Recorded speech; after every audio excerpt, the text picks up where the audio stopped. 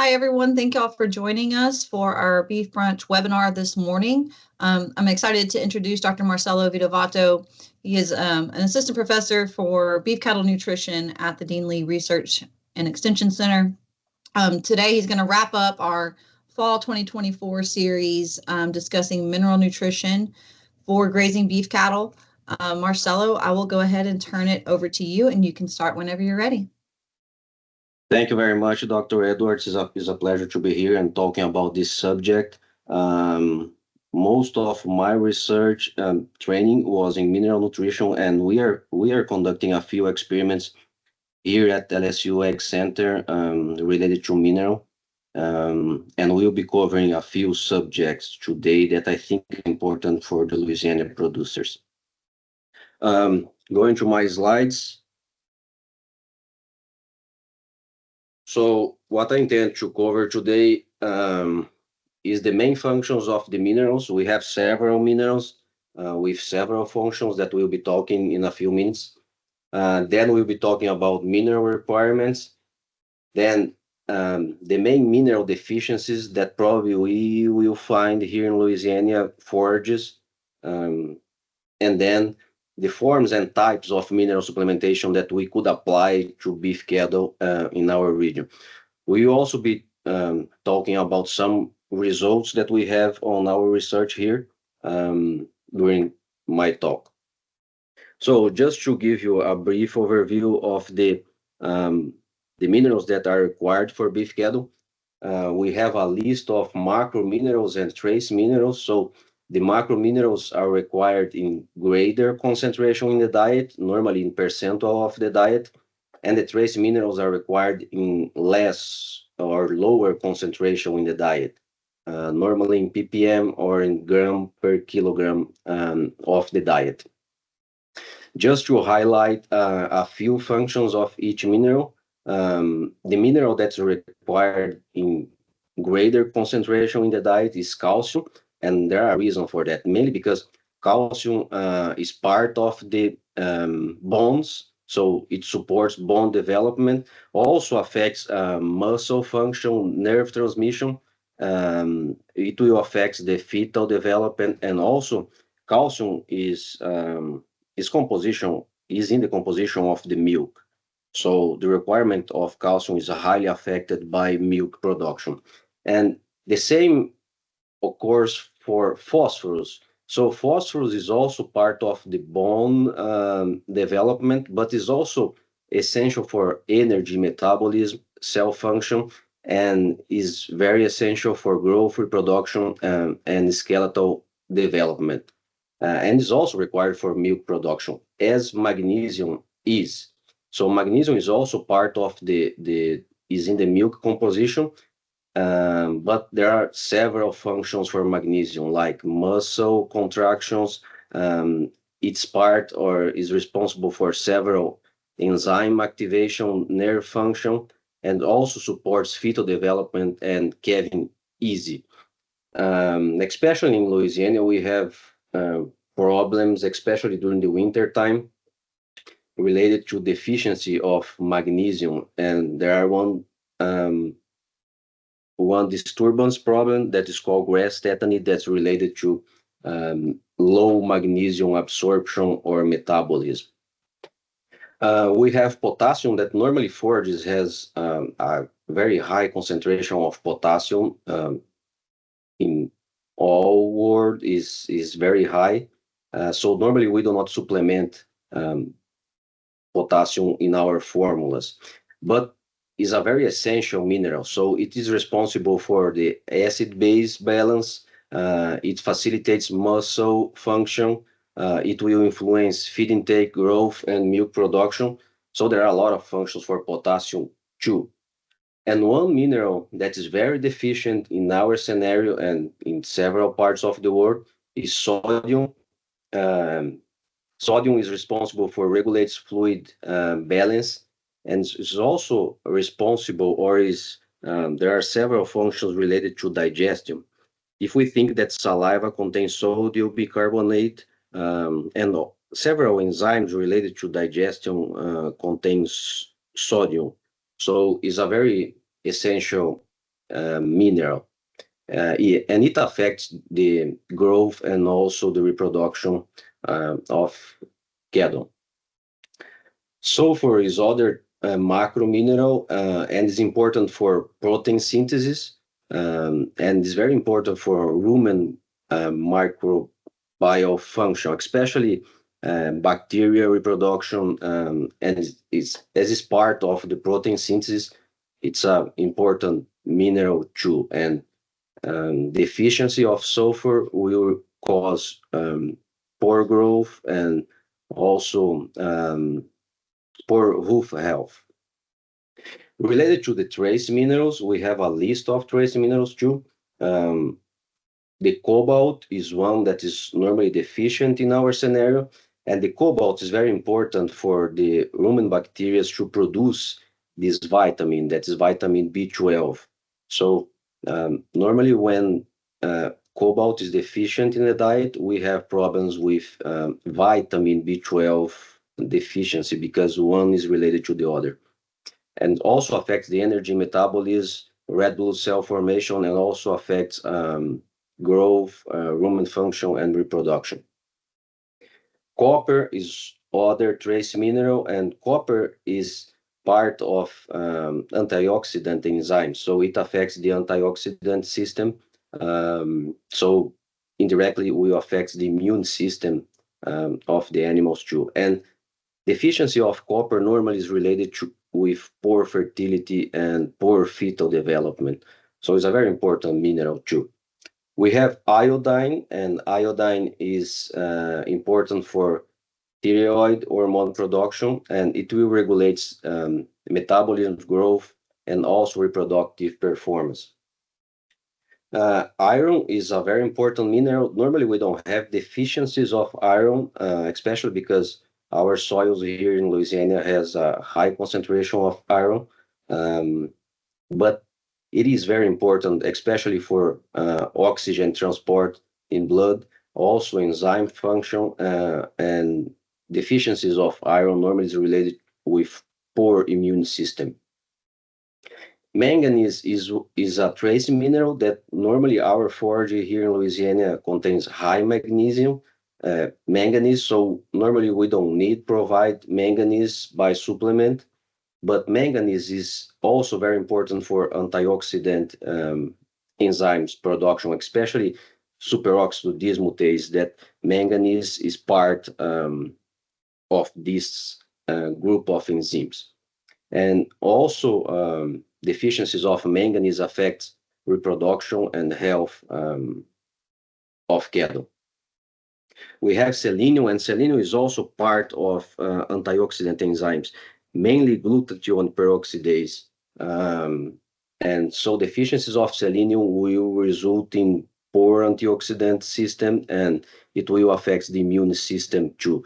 Normally, selenium is also related to reproductive performance, disease resistance, and also affects growth.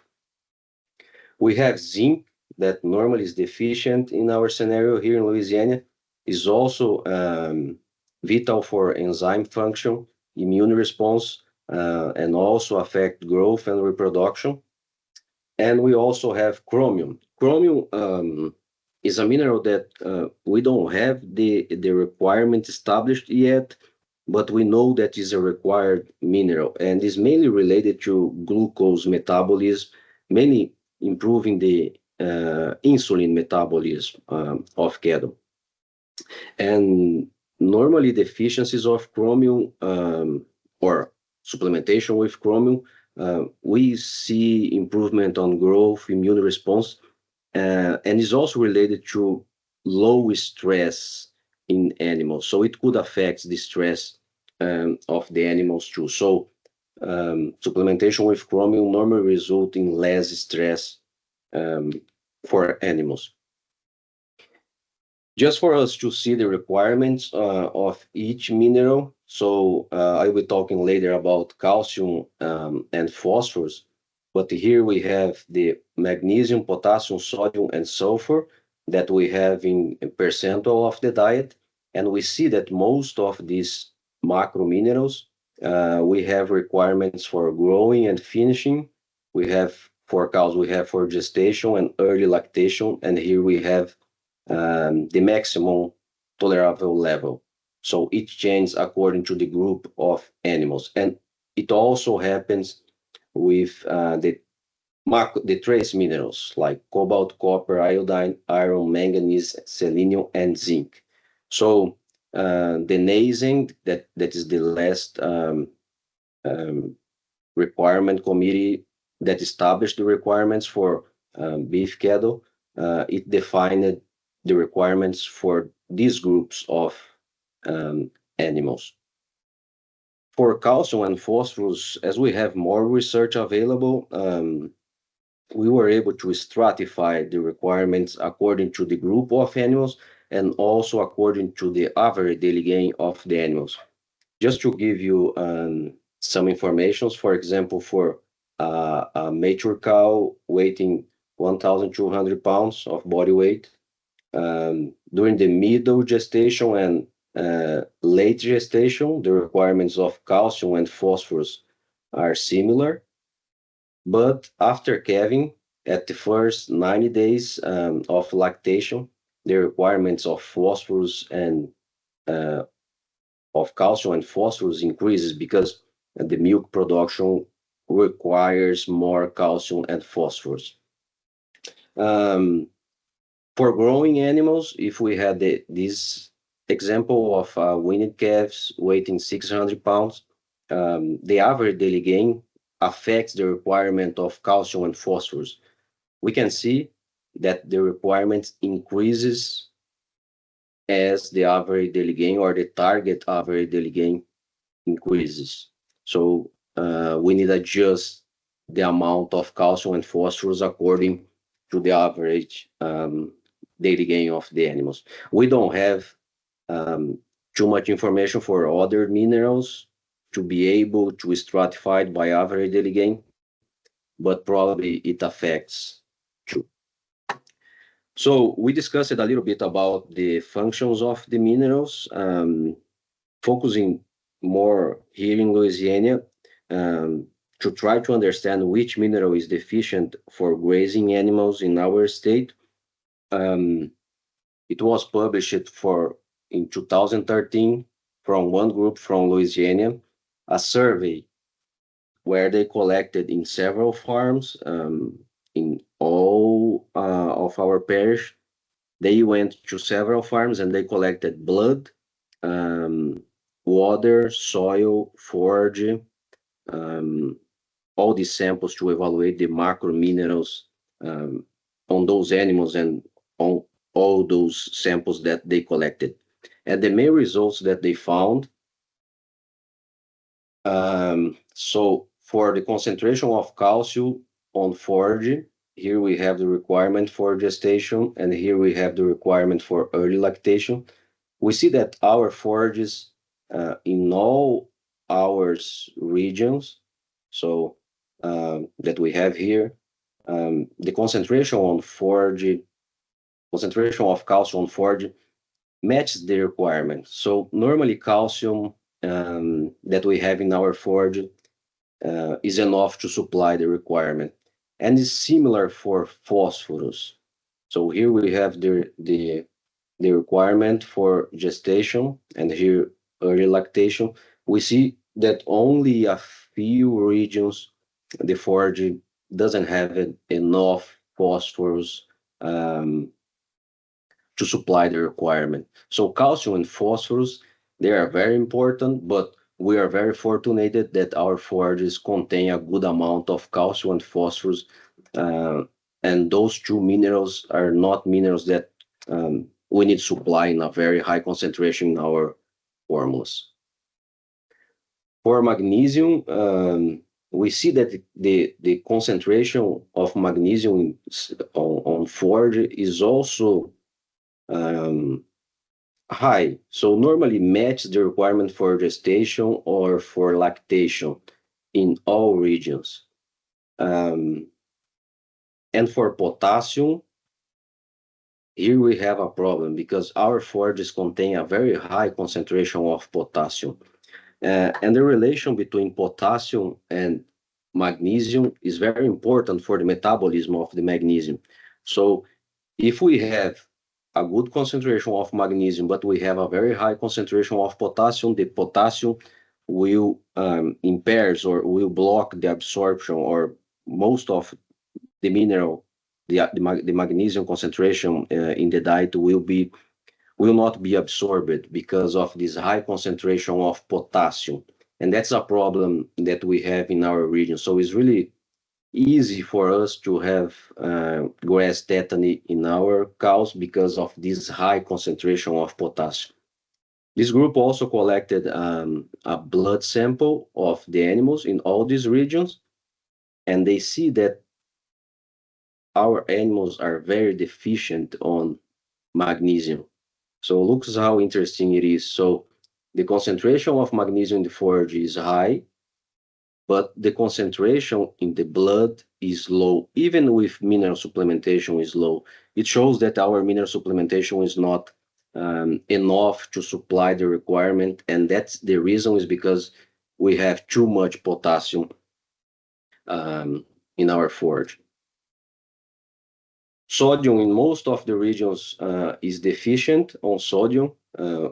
We have one region that is the southwest that contains high sodium in the forage, so it could impair the mineral intake, the free choice mineral intake, because of the high sodium in the forage.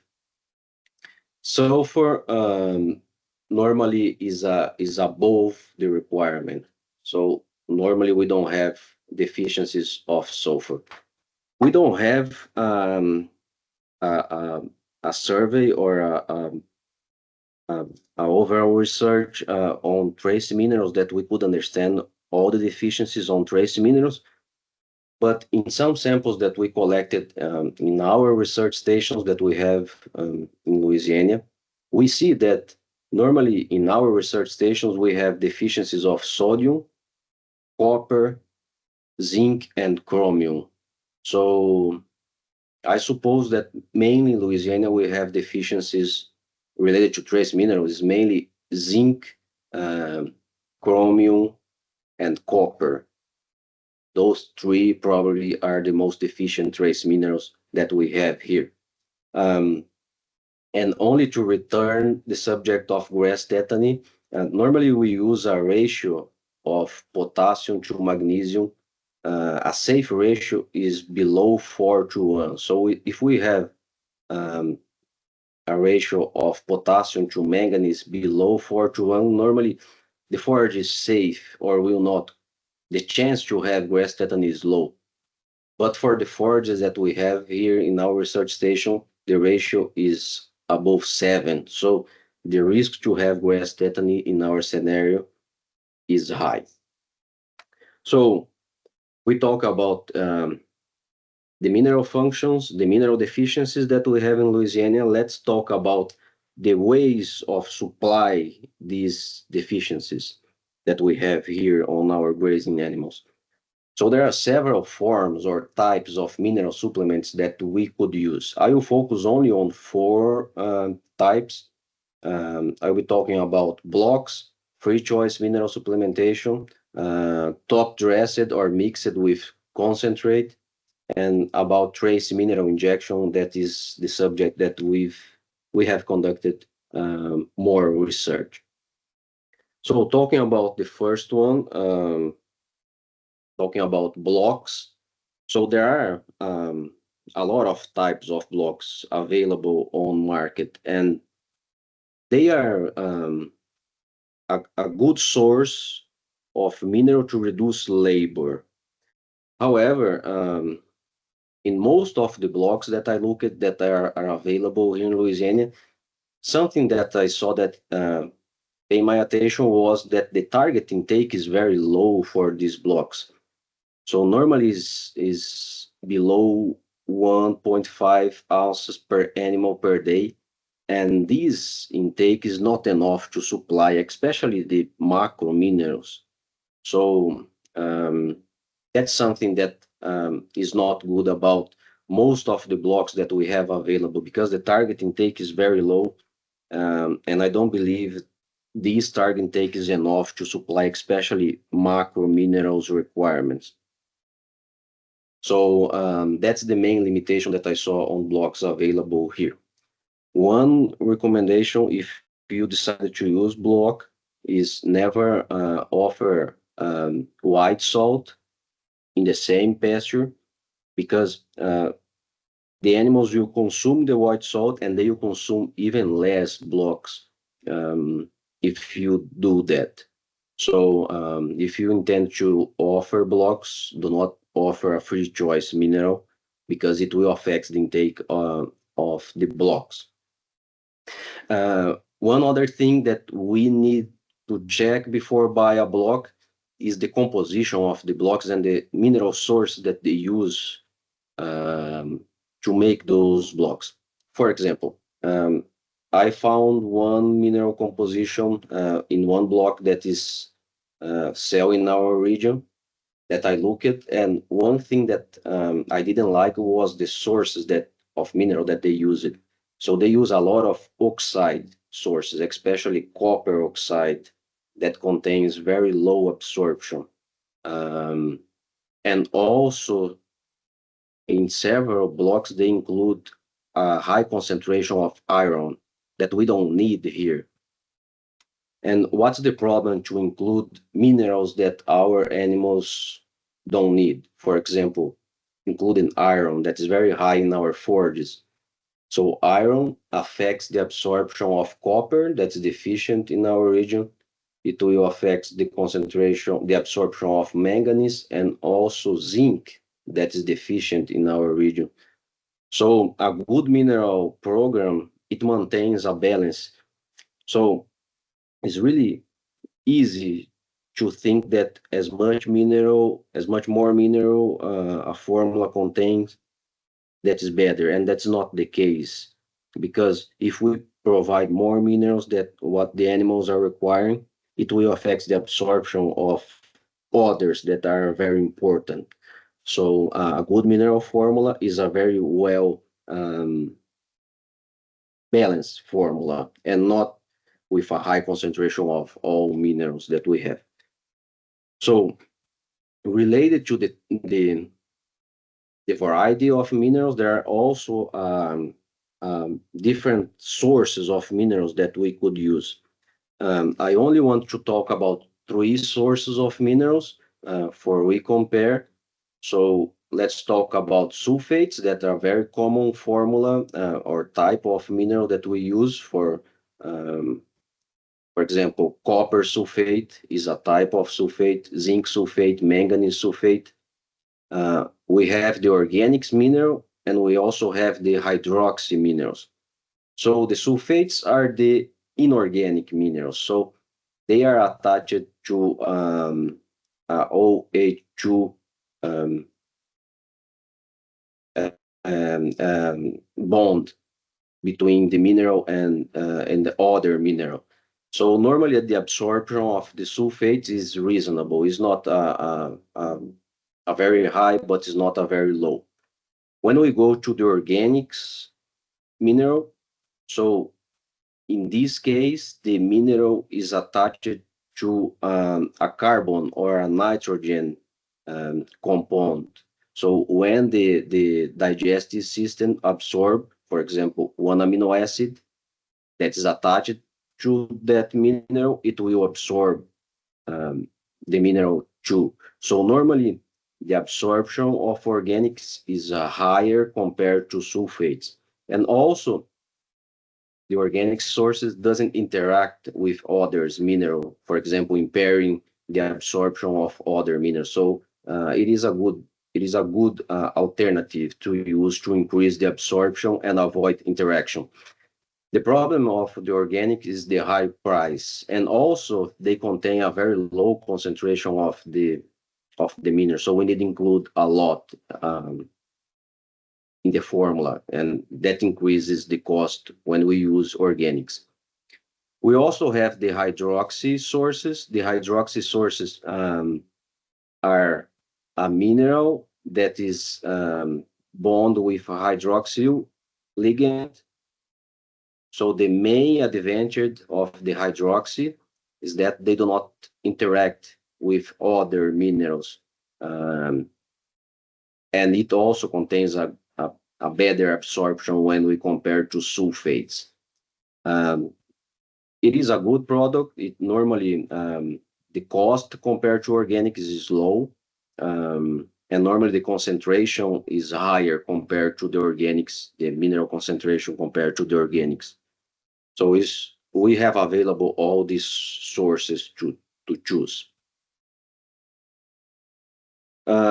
The main form or type of supplementation that we use in our operations is a free choice or a loose mineral supplementation.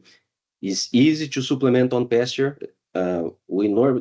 This form, there are several types of formula, but most of the formulas has a target intake of 2 to 4 ounces per head per day.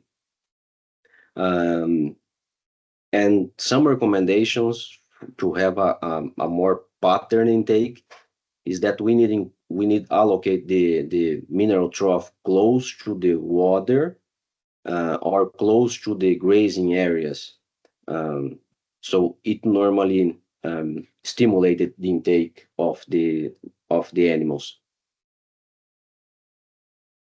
Normally we use in Louisiana we use 1 or 2 formulas of mineral during the year. For example, for cows, we don't use only one mineral formula, especially because during the winter, and as we are aware about grass tetany during the winter, we normally provide a formula that contains high meg to avoid problems with grass tetany. So normally, starting 1 month before calving and until 2 months after calving, we provide a formula containing high meg. And the other months of the year, we provide a regular formula of free choice mineral. The free choice mineral, I think, is one of the best alternative that we have for supplementation. But I wanted to know that there are some limitations of this type of supplementation. And one limitation is that the intake is high. It contains high variability between animal from the same herd. So in the same herd, we will have some animals that consume every day, other animals will consume once a week, and we will have animals that will never consume mineral. When I was in Florida, we conducted one research there evaluating visits, weekly visits to the mineral trough. And we saw that the animals goes there between 1 to 3 times per week on average. So they don't go every day. And that's important information, because if we know that the animals don't go every day, in the days that they go, they need to find mineral to consume. So we need to provide mineral 365 days per year, because the days that they go there, they need to find mineral to consume. Why I mentioned that? Also, during the time that I was in Florida, we collected liver sample from a herd that grew up in the same farm. They were consuming the same mineral formula, the same forage, and we collected a liver sample to evaluate the concentration of copper on zinc on liver. And look at the results that we found. So here is the limit for deficiency, and each column is related to one animal, and we see that we have some animals that are very deficient on copper, and others are very high, contains a very high concentration in the liver. So it shows that there are a lot of variability on intake between animals of the same herd, and it shows that there are some animals that consume more and other less, and the status is also high variable. So anything that you can do to reduce this variability, you should do. So always have mineral in the feed trough, put the feed trough close to the water, have a a feed space, enough feed space. If you could have more than one feed trough to reduce the interaction between animals and avoid that some animals don't consume, I think is feasible. The feed size, the feed first choice trough also affects the intake of the mineral, and the size that we provide to the animals also affects the intake. So I will not recommend any type of feed trough, but I want you to be aware of the linear size of the feed trough. So the minimal linear feed trough size for mineral supplementation is about 2 inches per head. So if you have 10 heads, it will be 20 inches of linear feed trough. So it's really common we see lower than that on farms. So be aware of this size recommendation. And if you could include more than one feed trough per group, it will reduce the negative impacts of the dominance that some animals has on others on mineral intake. So even if you have a small herd, if you could have 2 feed troughs, it will reduce this variability because it will reduce the dominance on mineral intake. One good strategy that you could use to apport more mineral in some time of the year is if you are supplementing concentrate in some time of the year, use this time or use the concentrate to provide mineral too. Because for concentrate, the animals consume better and is more pattern compared to mineral. So if the target intake of mineral is 4 ounces per day, so I suggest that you weigh 4 ounces, multiply by the number of the animals that you have, and mix it on the concentrate. So the animals will consume, you will force the animals to consume a more homogeneous way. So it's really good for preconditioning or backgrounding animals where we supplemented our animals for 2 or 3 months. One other alternative to supply minerals for those with a low status is applying a trace mineral injection. So a trace mineral injection, the solution is a mix of copper, zinc, selenium, and manganese. Normally, those 4 minerals are in the formula that we use. There are several formulas, but those are the most common. And when we apply it by injection, it goes to the bloodstream, then goes to the liver, and could be stored in the liver for months. And the animal will use later. And when we apply by injection, we ensure that all animals are receiving a knowing amount of minerals. So 2 possible times that we could apply trace mineral injection here in Louisiana is close to weaning and before the breeding season. So let's look to some results on if we consider apply at weaning to see if it improves the growth of those animals. So I did an overview, evaluate the effects of trace mineral injection on average daily gain, and in most of the experiments, we didn't see an improvement on growth. We conducted one experiment here in Louisiana, and we applied at weaning, and we also didn't see any improvement on growth of those animals. And the main reason that we didn't see this improvement is mainly because probably our animals has a good mineral status at the time that we apply. So maybe this improvement on or this this supply of minerals by injection was not necessary for our animals. But in most of the most of experiments, there was no effect of trace mineral on growth of the animals. In the experiment that we conducted here, we saw an improvement on copper and selenium status after we apply these minerals. So it shows that it went through the liver and it was stored in the liver for a few days. We collected on day 14 after the injection and only at the end of the experiment.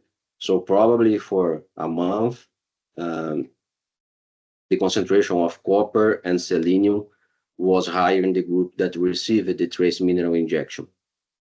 We also saw an improvement on antioxidant systems. So we evaluated superoxide dismutase and glutathione peroxidase, and it shows our results shows that the trace mineral injection was able to improve the antioxidant status of our animals, and it resulted in better response to vaccination or an improvement on immune system.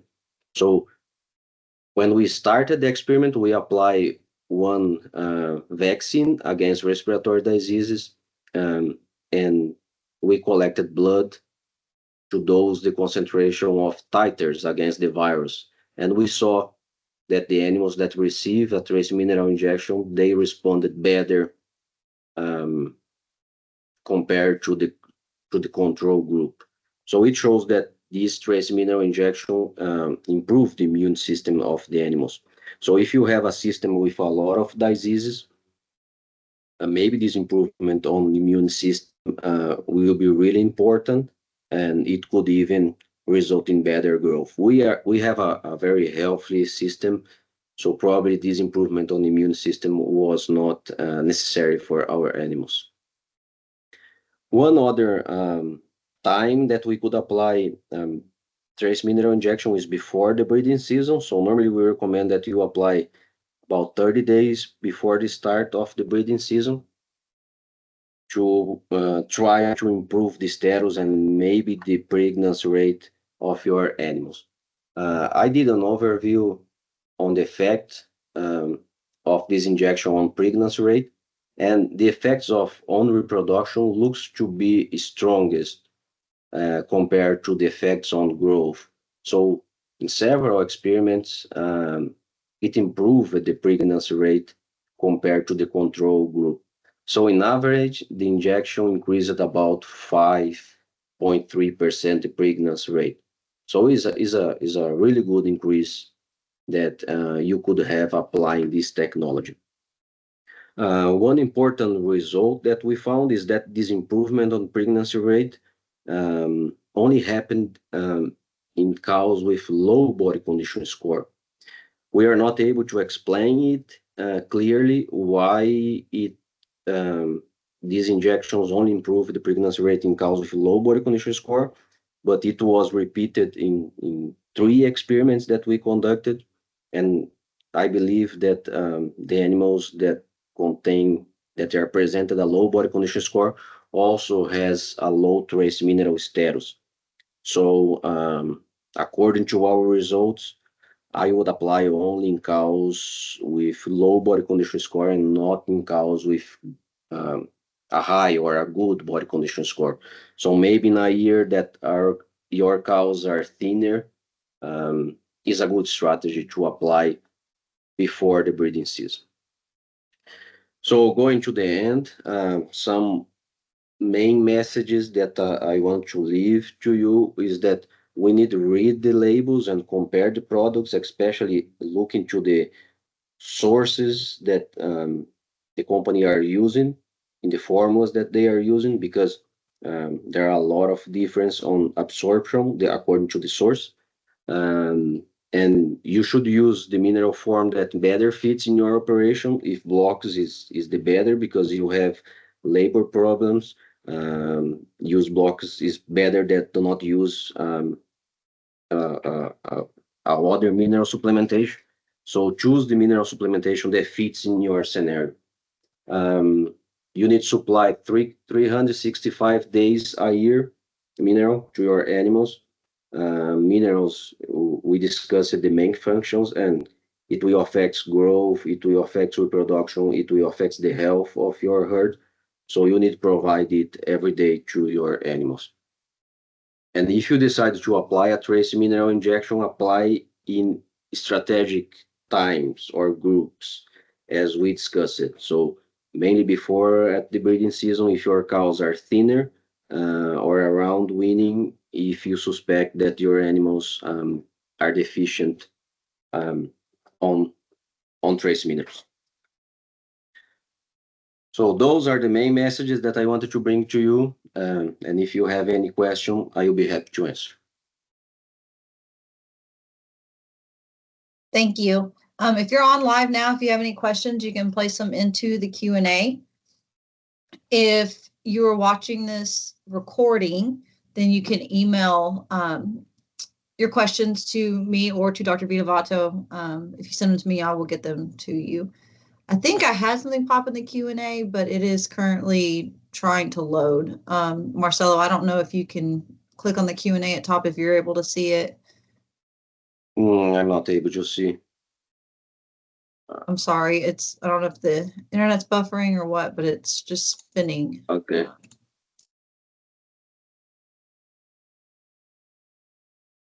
me try one more time. It keeps saying it's not working. It's asking me to retry. Yeah, I'm trying, but it's running, but it's not open.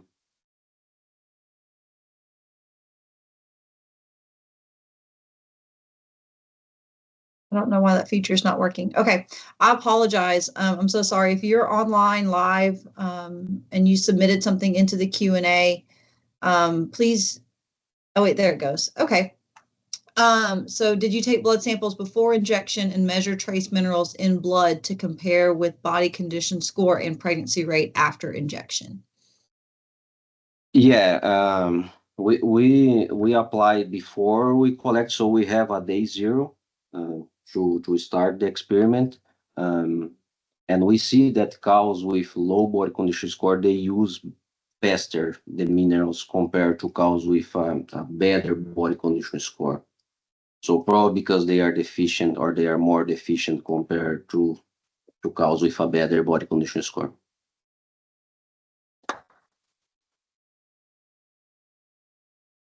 Jennifer, did that answer your question?